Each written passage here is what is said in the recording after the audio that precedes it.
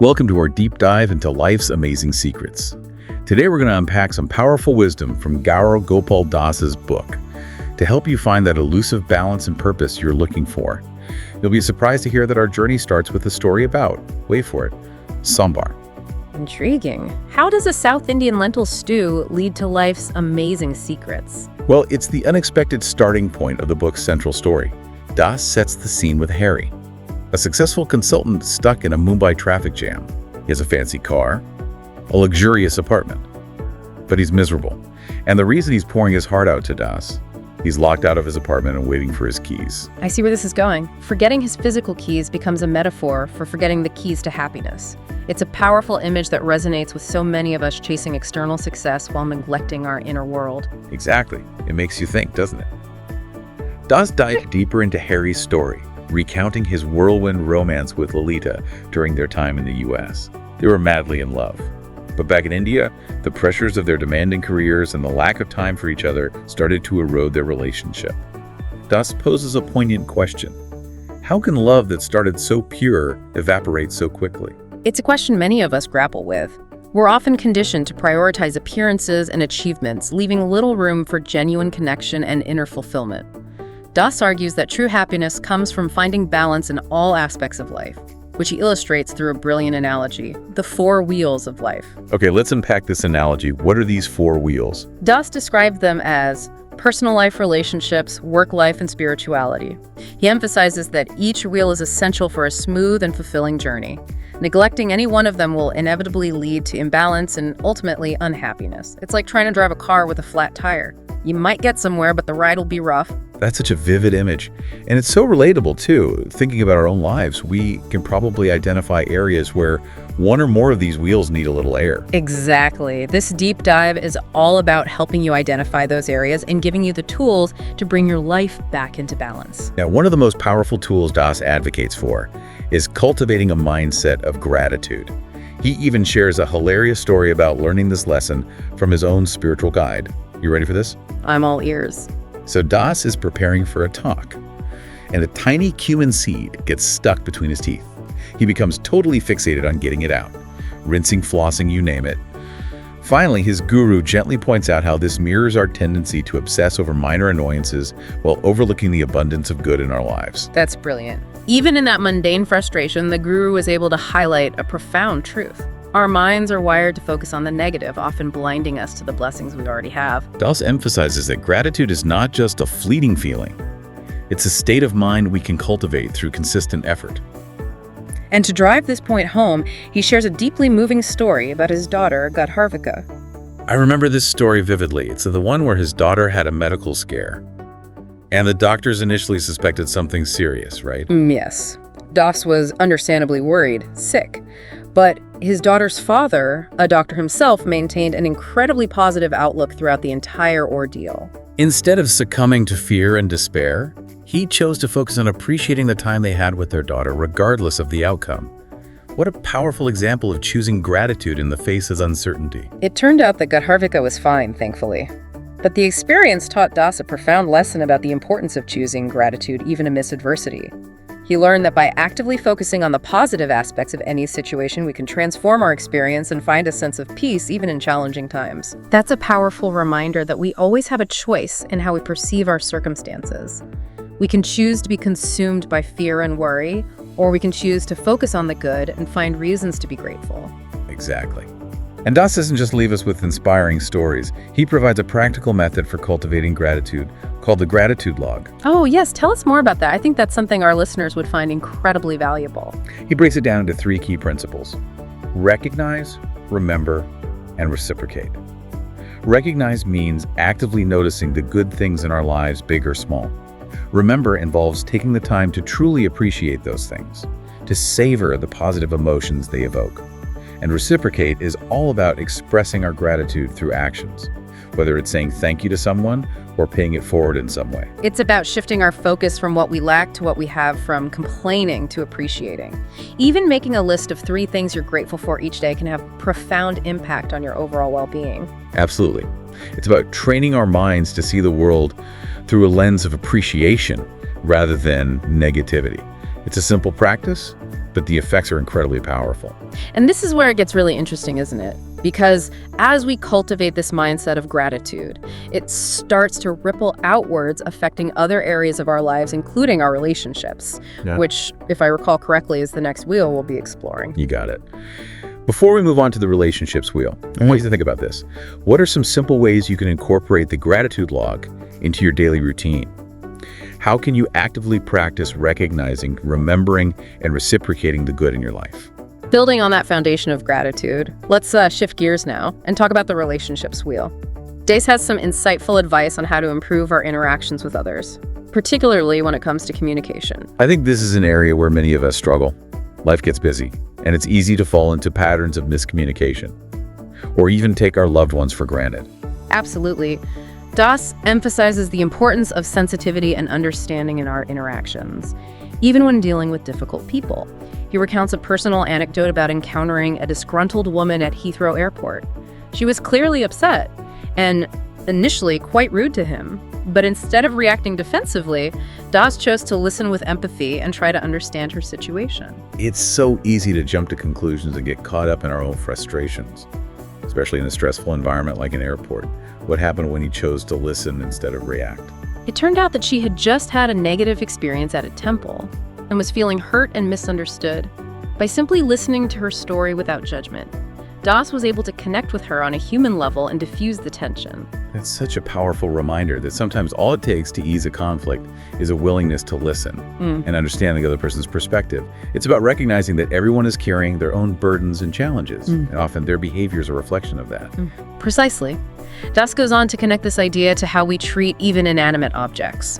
He tells a funny story about a monk who gets reprimanded by an older monk for kicking a bucket. Wait, for kicking a bucket was the deeper meaning there. The older monk believed that treating objects with disrespect could lead to insensitivity in our relationships with people. It's a thought-provoking idea, isn't it? If we're careless with our possessions, might we also be careless with the feelings of others? It's a fascinating connection.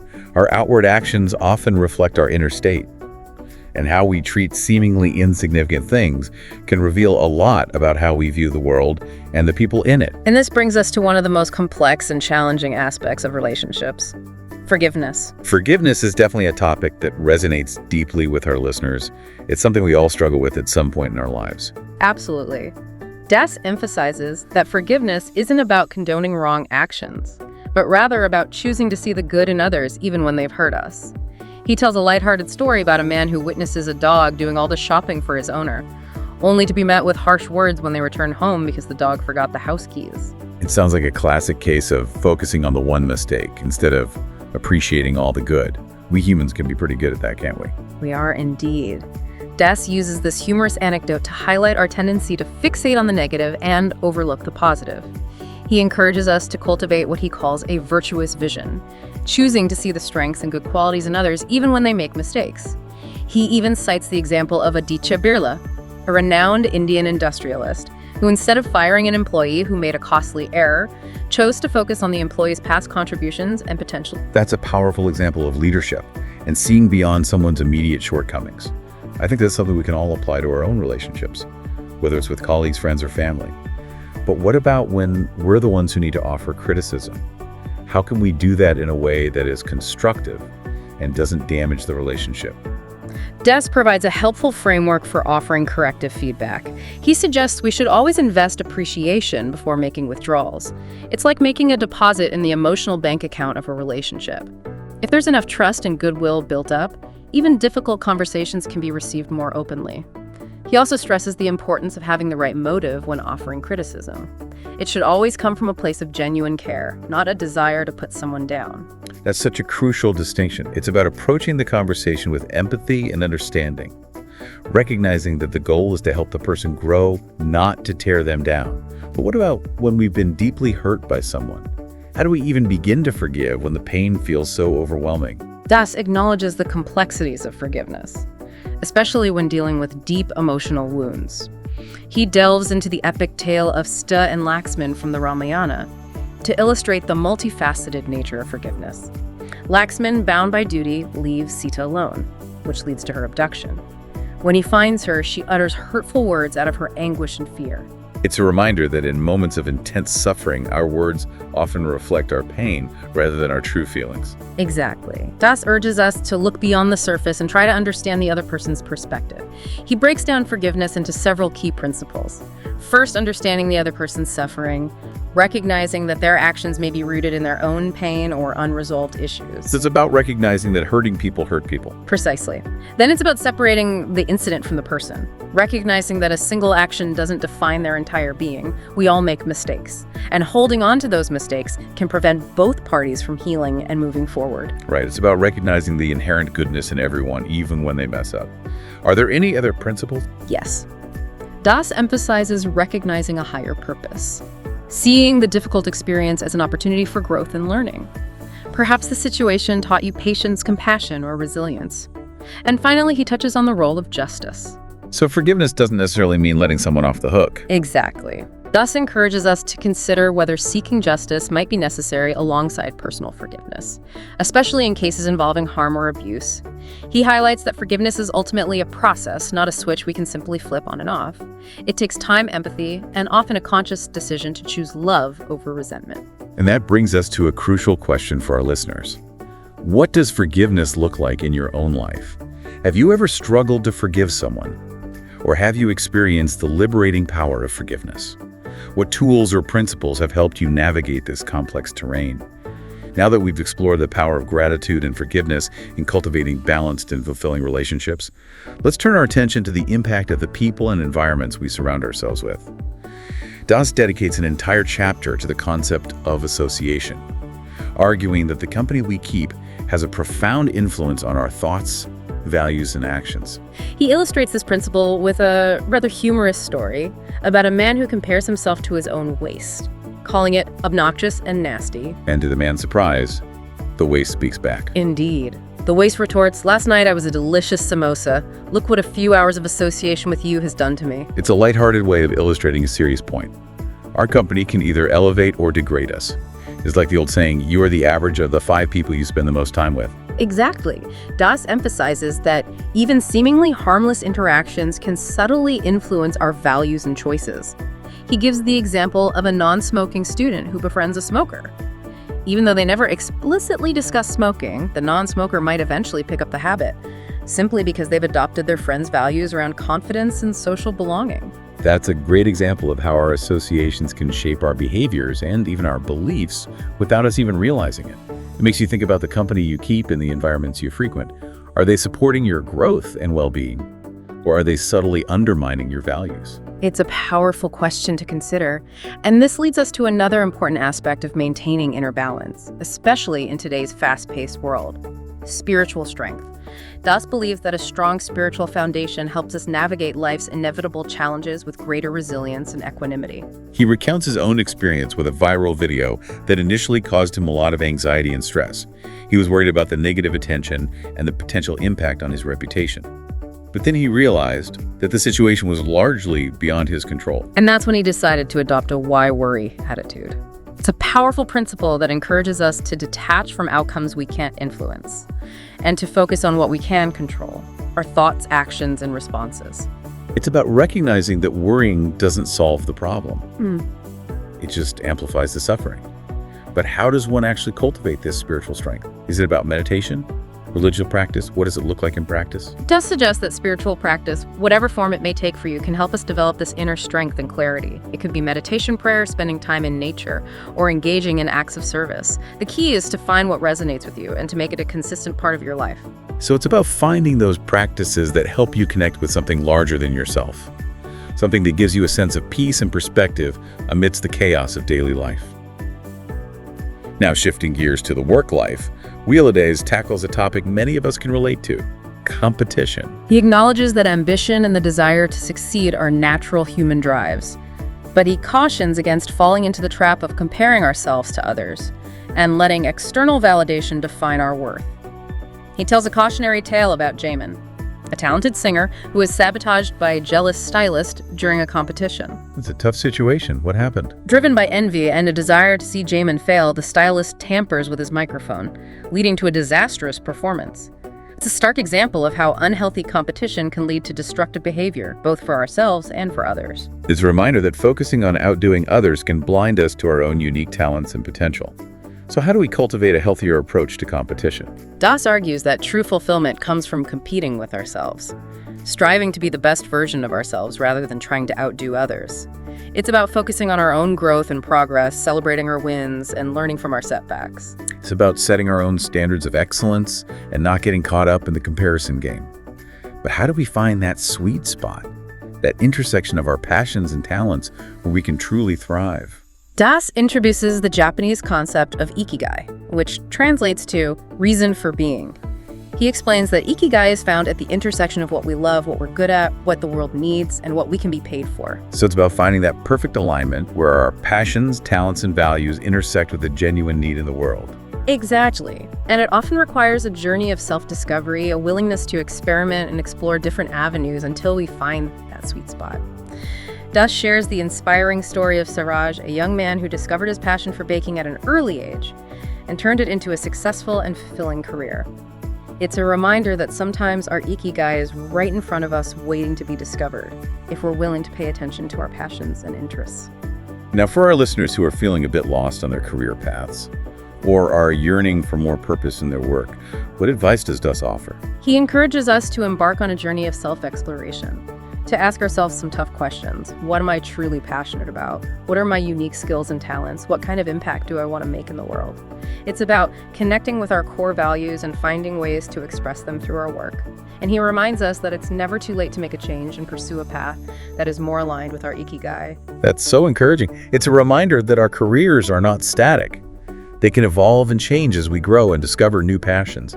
Now, there's often a misconception that spirituality is at odds with ambition, especially in the workplace. How does Des address this? He challenges this notion head-on, arguing that spirituality doesn't kill ambition but refines it. He emphasizes the importance of aligning our goals with our values and acting with integrity in all our professional dealings. He uses the story of Arjuna's dilemma in the Bhagavad Gita to illustrate this point. For those who aren't familiar, can you give us a quick recap of Arjuna's dilemma? Of course. Arjuna, a skilled warrior, is faced with the prospect of fighting against his own family in a great war. He's torn between his duty as a warrior and his compassion for his loved ones. It's a classic case of being caught between a rock and a hard place. So how does Arjuna resolve this dilemma? Das explains that Arjuna's true dharma, his purpose lies in fighting for righteousness, even if it means making difficult choices. It's a reminder that spirituality is not about passivity or avoiding conflict, but about acting with courage and conviction, even when it's hard. And this applies to our work lives as well. We're often faced with ethical dilemmas and difficult decisions. Spirituality can guide us to make choices that are aligned with our values, even when they're unpopular or challenging. It's about finding that balance between our ambitions and our integrity. Recognizing that true success is not just about achieving external goals, but also about living in accordance with our values. And this brings us to Das's final wheel of life, social contribution. He emphasizes that true happiness involves not just personal fulfillment, but also selfless service to others. It's about expanding our circle of compassion beyond ourselves and our immediate families, to encompass our communities and the world at large. Das believes that contributing to something bigger than ourselves gives our lives meaning and purpose. He shares a powerful story about the Mumbai Rath Yatra, an annual chariot procession that draws thousands of volunteers who work tirelessly to make the event a success. It's a beautiful example of people coming together in a spirit of selflessness and devotion. Das highlights that actions speak louder than words. The volunteers' dedication and service are a testament to their character and values. He breaks down character development into 3 key principles: Vichar, philosophy; Achar, action; and Prachar, inspiring others. Can you break down those principles for us? Certainly. Vichar represents the wisdom and values we seek to embody. Achar refers to the actions we take to put those values into practice. And Prachar involves inspiring others through our example. It's about walking the talk, living our values in a way that inspires others to do the same. And it's a reminder that even small acts of service can make a big difference. We don't have to be running marathons or organizing huge events to make a positive impact. It could be as simple as volunteering at a local soup kitchen, donating to a cause we care about, or simply being kind and helpful to those around us. Absolutely. But Das acknowledges that the idea of selfless service can feel overwhelming. Where do we even begin? Right. It's easy to feel paralyzed by the vastness of the world's problems. What advice does he offer for those of us who want to make a difference but don't know where to start? He uses the analogy of the oxygen mask on an airplane. We're instructed to put on our own masks before assisting others. It's a reminder that we need to take care of our own well-being before we can effectively help others. We can't pour from an empty cup. Exactly. Das encourages us to start by practicing selflessness within our families, offering kindness and support to our loved ones. Then we can gradually expand our circle of compassion to include our communities and beyond. So it's about starting small, making a difference in our own immediate spheres of influence, and letting those ripples of kindness spread outwards. Precisely. He shares the inspiring story of LaCanta, a woman who runs a marathon to raise money for her husband's medical treatment. It's a testament to the power of love and selflessness, showing how even extraordinary acts of service are often rooted in our deepest personal connections. It's a reminder that our capacity for love and compassion is limitless. We can all make a difference, whether it's through grand gestures or simple acts of kindness. And that brings us back to Harry, who, as you recall, was rushing to the hospital to be with his wife, fearing the worst. We left him at a moment of high anxiety and uncertainty. What news awaited him at the hospital? Well, as it turns out, life, like a good story, often has unexpected twists. As Harry arrives at the hospital, he discovers that his wife is not ill, but pregnant. What wonderful news. It's a beautiful reminder that sometimes the greatest joys come when we least expect them. It's a testament to the unpredictable nature of life, and a reminder to stay open to the possibility of unexpected blessings even amidst challenges. And it brings Harry's journey full circle. He started the day feeling lost and unhappy, but through his conversation with Das, he rediscovers the keys to happiness: balanced purpose and selfless service. And just like Harry, we may find that the greatest treasures are often hidden in plain sight, waiting to be discovered.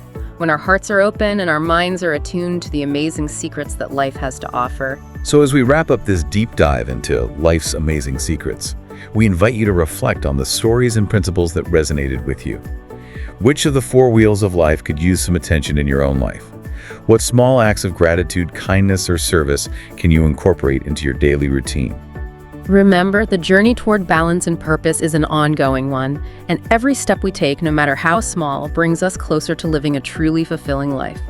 Thank you for joining us on this deep dive. We hope these insights inspire you to unlock your own amazing secrets and create a life that is both meaningful and joyful.